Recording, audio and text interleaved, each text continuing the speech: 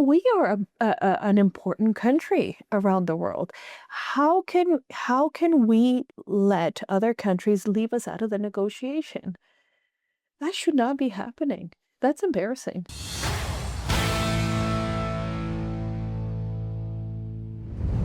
What is a recession, folks? Is it a technicality or is it real?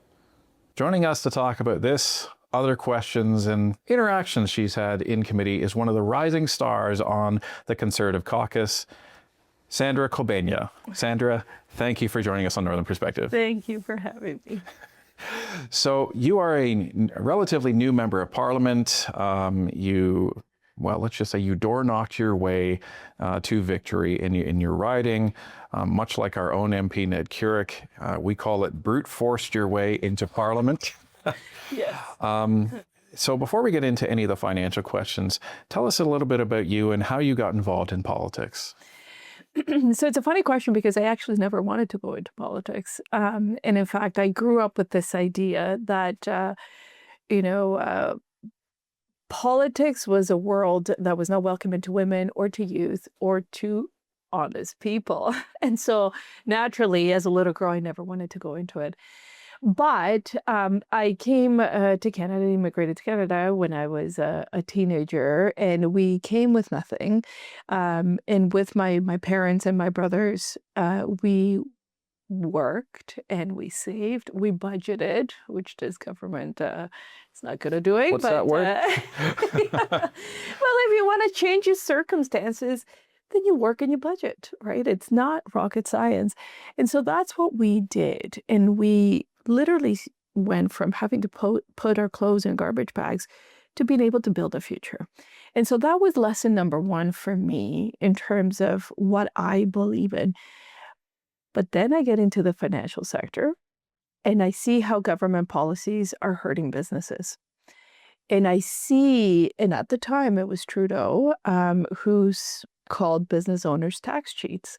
And I remember how deeply insulting that was, particularly seeing the personal sacrifices that a lot of business owners have to make. So now I start to get more into politics. And it was a world that I started exploring and learning about. I did have also an opportunity to travel with the Prime Minister Harper. He had this opportunity for youth. He welcomed Canadian youth ambassadors, and for me it was eye-opening because when I was in the global stage representing Canada and seeing how at the time Canada had reached this peak reputation around the world. Every investor, because it was an investment forum, wanted to hear Canada's pitch, and we were in the middle of it. It was eye-opening to me at the time, and then seeing it deteriorate over the Trudeau government, and one thing leading to another, I started to wonder if there was a place for me, if I could contribute in my own way. But fully cognizant, I am not a politician. So how is that going to work? But even at that, I had a conversation actually with my husband who said, that's exactly why you should run, because you're a mother, you're an immigrant, somebody who has had to build everything from the ground up. You know what it takes, and you need that voice. We need that voice in Parliament. And also as a woman too is a little bit different. And he said, there's a lot of women who would love to go into politics and for various reasons cannot. And you can, and you have my full support. And you should run. It is your duty to run for all those who cannot. And so I decided to launch my campaign. And that's amazing, because one thing that you said is you're not a politician. And I think the true spirit of it is you're not a politician until you are. And the reality is that every Canadian should be able to be a politician if they want. And we saw a vast array of people running in the last election, from finance people to emergency responders, to business owners, to lawyers, to doctors. And that's really, I think, what the Conservative movement has actually evolved to, is this grassroots movement that says to Canadians, you know what, there is nobody that is excluded here. And, you know, the Conservative Party is trying to look out for the common people. So that it is interesting that you said that. And I think that's a good thing as well. I think we need everyday Canadians to be running as politicians. Yes. So, Absolutely. and you mentioned your initial worries and trepidation about, you know, being a woman. Have you experienced any issues with being a woman in that Conservative caucus?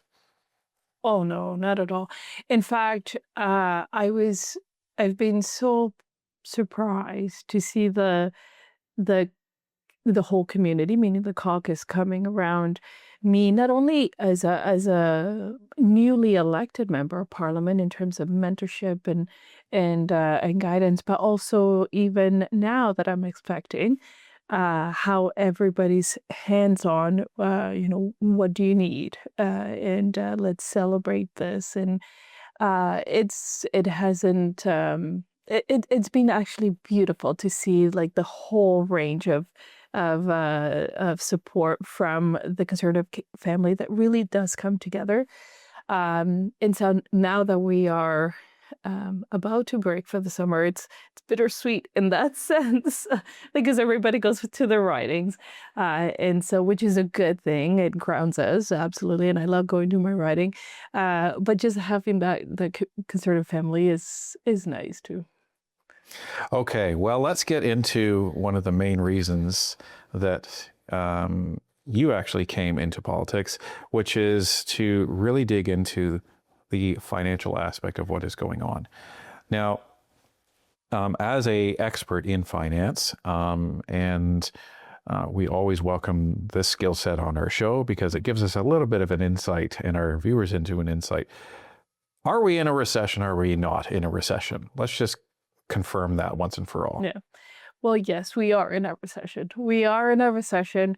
We've seen the last 3 out of the last 4 quarters where the economy is shrinking, but there's actually also just the broader picture of more indicators, and this is what gets me so frustrated because we have seen the unemployment rate rising.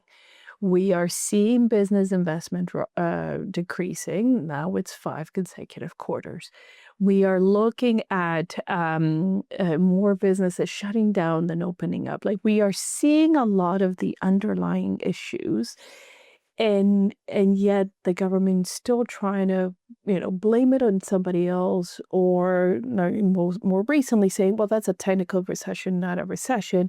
And you're thinking, well, listen, we are living a recession because ultimately, once we see the numbers, right, like the GDP numbers, well, those are lagging actually because Canadians have already lived the consequences of a recession, and the numbers just confirm what's going on in the economy. And so we hear when we're at the doors, and maybe that's the problem with the the Liberal Party, that they need to go door knocking and listening to people on the ground and what they're living through to be able to realize that, yes, the numbers that we're seeing now and the confirmation of a recession is actually what Canadians have been living for the last several quarters and several years, because it has been a challenge. So, you know, they can try to make it sound like it's not, or deny that there is, but we are in a recession. Now, the interesting thing that we had seen, it was a good point, and I forget who raised it. It may have been someone in the Conservative caucus, but we saw a dramatic rise in immigration starting, you know, just after the 2021 election, and that seems to be attributed to this movement called the Century Initiative, which was trying to increase our population to 100 million by the end of the century. Now, what most Canadians may not understand or realize is that the influx of people automatically raises our GDP. Do you think that that influx of new people was actually hiding a recession already in place because it was, in a way, artificially increasing our GDP, despite the fact that our economy really wasn't growing? Yes. I think it was masking the numbers. I think that the issues that we're having are longer term, but it was we would have seen the recession numbers earlier. And like I said, because Canadians have been feeling it. But now because we have this huge influx, like we had 1.3 million people within a very short period of time coming into the country, yes, that's going to mask the numbers. But now we are seeing, well, the numbers are still going to tell the story, because the reality is our economy was not doing well and it could not sustain that level of immigration.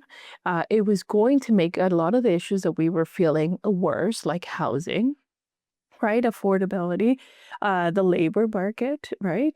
You would think that after bringing in that many people, the labor issues that businesses are facing would be fixed. They're not fixed. Productivity is a fix. It's not fixed, right? And in fact, it aggravated a lot of the issues that Canadians were facing already. So now, the challenges are persistent, and we're seeing now confirmation of, yes, that the economy is in trouble. And what shocks me every time is we are seeing the metrics, and you would think that somebody like the Prime Minister, who is supposed to know these numbers well, would actually take them seriously and address them, right? And say, okay, this is the issue, this is a plan. But instead, what we're seeing is they're saying, no, that's actually not the case. It's the Conservatives being pessimistic, and well, the IMF says we're going to grow, and I think to myself, for somebody who knocks quite a bit and speaks to people in the community, if somebody's telling me that they're struggling, how do I go back and say, but the IMF says we're going to grow and we're doing just fine, right? I see that disconnect between, acknowledging the problem, the policy, and then actually, what following through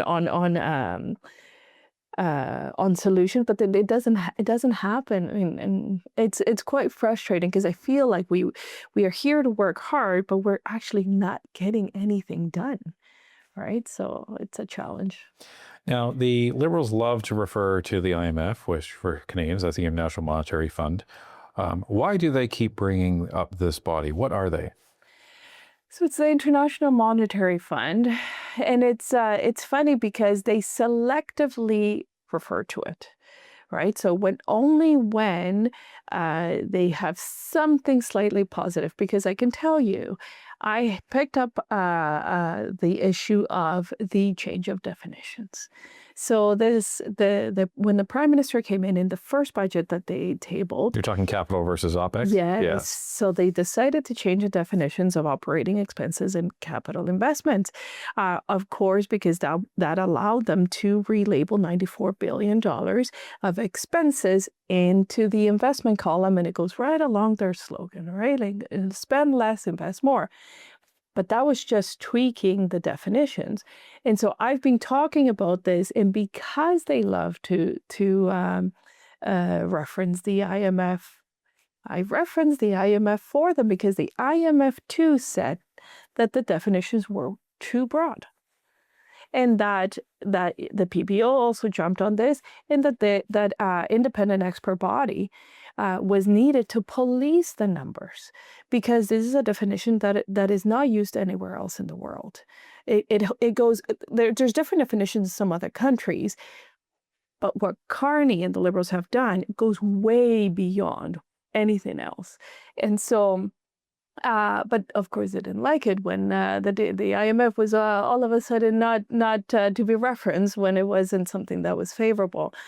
But they love to use the OECD or the IMF, but only when it's convenient. There's other things that Mark Carney will say that are good things, that wages are rising faster than inflation. But there's a lot of loaded problems with that, isn't there? Because A, it hasn't actually kept up with the hyperinflation that we had before. And B, in our deep dive into this, into the job numbers, that actually shows why youth are actually becoming more unemployed, because the lower paying jobs are actually being cut. And so the average of the wages being increased, that's actually a bad thing in this country, isn't it? Well, yeah, and the reality too is when you talk about inflation, uh, when you go to the grocery store, you don't pay inflation. You pay prices, Right. right? And so now we're paying the prices of all the the inflation over the last several years that they've had. So they would like to focus on this, the inflation that numbers that are coming out just now, even though when you peel back the onion, you know that the bulk of the inflation is happening in food, right? The food inflation. But everybody knows, like, you don't have to be an economist or even understand inflation. Prices went up and they never came down. And that's what we're paying at the grocery store. And so that's the problem with the messaging with them right now, in that they like to say that inflation is down, and there's no problem with inflation. What do you mean? Inflation is totally within the Bank of Canada's target rate. Well, no, prices have not come down, right? And so trying to think your initial question around affordability, it's just another the one of those excuses that they use that is contradicting the reality of what's happening. It's kind of similar to what they're doing with the US, if you think about it, in terms of messaging, where on the one hand, if you recall, when we're talking about obviously what's top of mind too for everybody, our trade relations with the US. Well, on the one hand, there's the prime minister stands up, and I sit right in front of him, several rows up, but in front of him nonetheless, and he says on the one hand, well, we have the best deal in the world, but yet he's declaring a rupture of the world order that's U.S. led. And anyways, people on the ground catch on to that. I think it's funny to see him change his tone now that we are, at the deadline essentially of CUSMA negotiations, the deadline which is July 1st, and now he is quickly sort of changing his tone and running to the U.S. and trying to appease the people that obviously are growing frustrated because he's going around the world putting down the U.S., but he has a deal to negotiate. Mexico is well ahead of us. They've decided, you know what, Canada, we're actually not gonna include you in our negotiations. If there's bilateral negotiations happening, that's embarrassing, because if you think about it, like, Canada is a big economy, and we are an important country around the world. How can we let other countries leave us out of the negotiation? That should not be happening. That's embarrassing. Yeah, and I remember it was months ago, Mr. Carney tried to make it seem like he was being a genius, and I'm going to go down and talk to Scheinbaum, and we're going to oppose the U.S. together. And then he left, and then seemingly there was no other conversations. And Mexico, to your point, said, No. I guess we're going at this alone. And they've been, the great thing about Mexico is they've actually been very public about their negotiations, and they're posting status reports on their websites, and so everyone can understand what's going on. Meanwhile, we have absolutely nothing to show for it. Nothing. And if you think about it, take politics out of this. Okay? When you take politics out of it, you have a huge economy that you share borders with. A trade that is valued at $1.3 billion. Who in the right mind says, I'm going to close the door to that opportunity? Take politics outside of it, right? It doesn't matter who's leading the US. It doesn't matter who's leading Canada. That makes no sense. It makes no sense. And I mean, if you talk to the business community, they would tell you, right? They're often looking for business opportunities, different markets. You don't close the door on one of the biggest markets in the world. No. And as we said, all these countries that are encouraging Canada to get out, they have a knife behind their back because they are hoping we get out so they can step in and take our place. Yeah. We have the geographical location that countries around the world would envy to be in, because if you can be next to the largest economy in the world, why would you not want to be there? And Mr. Carney wants to insult them and essentially tell Canadians that we should move away from them. And it's just against all financial common sense. Yeah, no, there's proximity, the shipping costs, there's like the integration. It makes no sense on multiple levels. That said, there's another issue too with the negotiations, because of course you want leverage when you're negotiating, right? And you cannot have leverage if you don't come at it from a position of strength. And unfortunately, the Canadian economy is not doing well. So that does not help us, and it's not doing well because Mr. Carney is not addressing the fundamental issues that have been going on for a long time, right? In terms of helping our own businesses grow. Like I get that he's traveling around the world trying to attract investment, but there are domestic businesses, Canadian investors who are struggling, right? And I always tell this story because it was just so eye-opening to me when I heard it, of an entrepreneur in my writing, Canadian through and through, a serial entrepreneur. This gentleman, like he's an entrepreneur at heart, and he said to me, I used to have 4 businesses in Canada, now unfortunately reduced to 1. And I want with all my heart and soul to only invest in Canada. He's a proud Canadian, he said, and I had this contract on hand, and I needed to expand my business. And I applied for the permit, and I waited and waited and waited. I didn't hear back. I'm at risk now of losing my contract. I cannot lose my contract, so I decided to go to Ohio. And he said, I kid you not, Sandra, within the same building, I met with all levels of government. And the question was, how much are you going to invest and how many jobs are you going to create? And I got my approvals, I got my grants, and I walked across the street and I got my financing. Because obviously there's a lot more options in the US too in terms of banking. And I flew home and I called to get an update on my permit, and they said they would call me back in 3 days. How can we compete?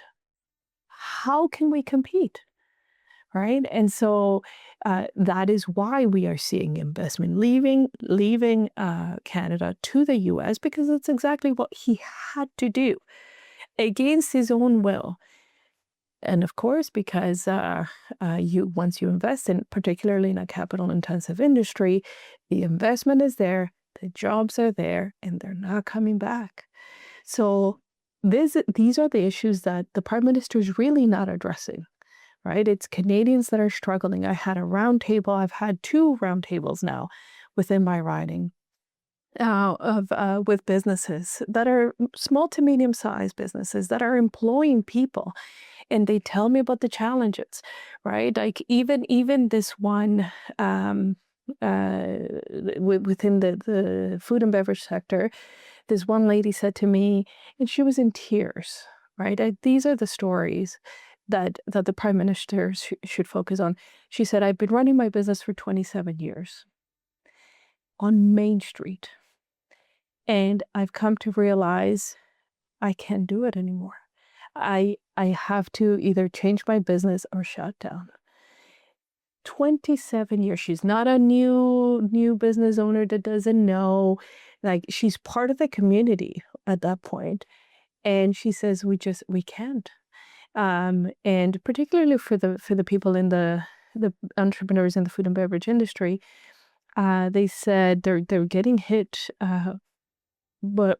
because of the cost of food, which we know is extremely high. The cost of fuel now is extremely high.